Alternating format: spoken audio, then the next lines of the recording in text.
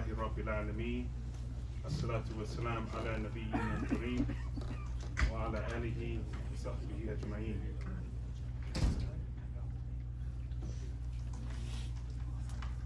So my respected brothers and sisters in Islam, wanted to give just a few reflections on some of the ayat that we heard tonight, inshallah, coming from Surah Al-Qassas. From Surah Al-Qassas. This surah is special in several ways. First of all, it goes in detail over the life of Nabi Musa alayhi salam. In many places in the Quran, you will find that the seerah or parts of the life of Nabi Musa alayhi salam is told, but usually it starts from the place where Musa alayhi salam, he receives nubuwah and he finds the light and he picks up from that point. But in this surah, Surah Al-Qassas, it actually goes to the beginning of the life of Musa alayhi salam.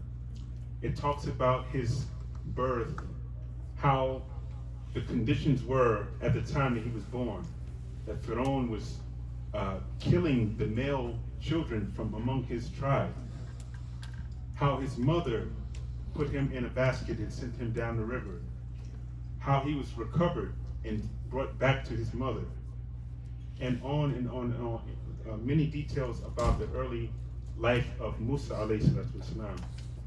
It goes into why what his upbringing was like in the house of Pharaoh. It talks about the difficulty he came into when he accidentally killed a man and he fled. So it talks a lot about the life of Musa alayhi salam.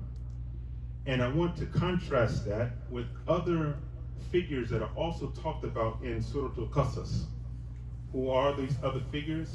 They are Pharaoh, who is the oppressor at that time, the big king, if you will.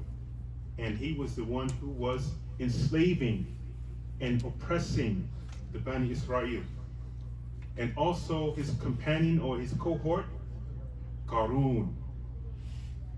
And by the way, Qarun is from the same tribe as Musa alayhi salatu wasalam. Very interesting fact, that Qarun and Musa are from the same people, but they could not have been more unalike than any other people. So I want us to bear in mind, keep in mind the present day conditions as we reflect upon some of the meanings in Surah Al-Qassas. In this overall situation, you have a people who are being oppressed, who are being killed, and they have an enemy from within, like Musa alayhi salatu wasalam with Qarun, and an enemy outside of themselves, like Pharaoh, a very powerful figure. When you look at the characteristics of Musa alayhi salatu wasalam, obviously he's a Nabi, and he had the characteristics of a Nabi. And Musa was a humble person. He was a person who cared about his people.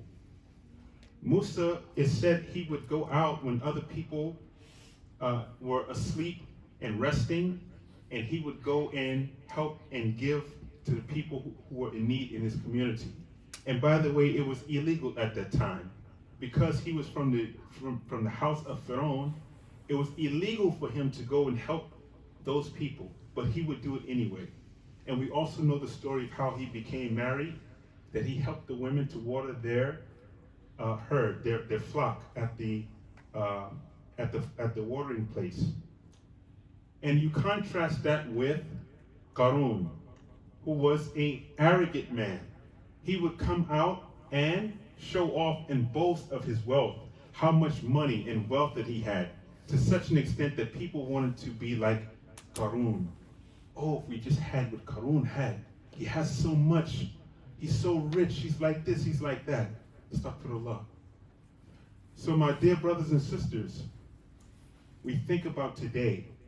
We have similar characters in the present day that we're looking at. We have the people who are being oppressed like the Bani Israel.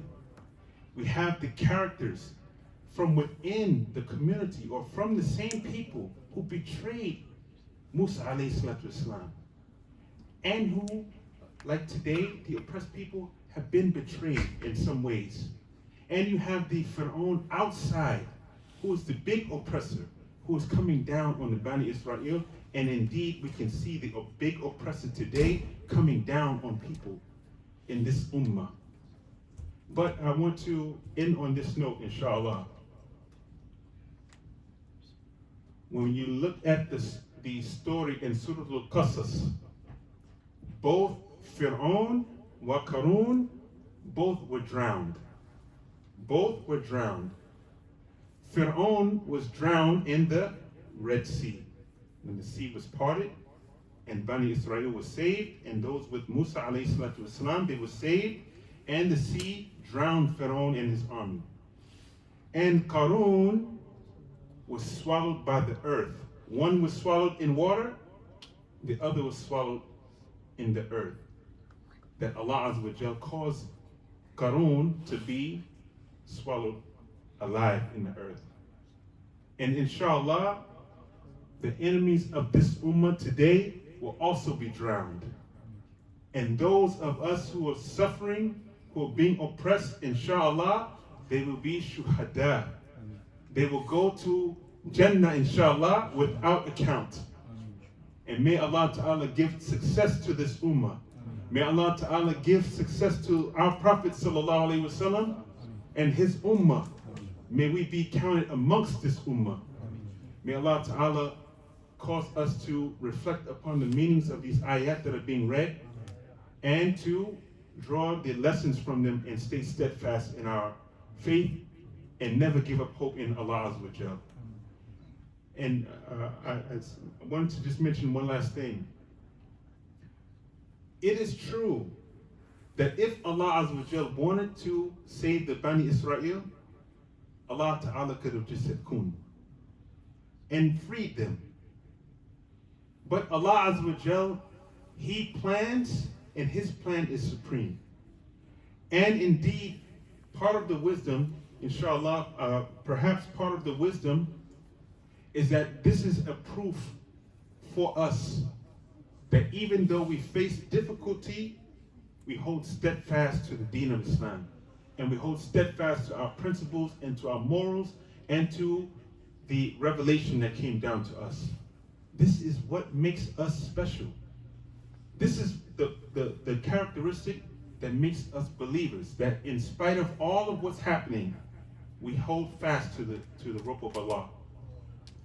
And the same is true now. That do we think that we will make it without being tried? The Quran tells us this. We, like the people before, we also will be tried. So let us take the lesson like those before us and hold fast to the rope of Allah. May Allah Ta'ala give us tawfiq.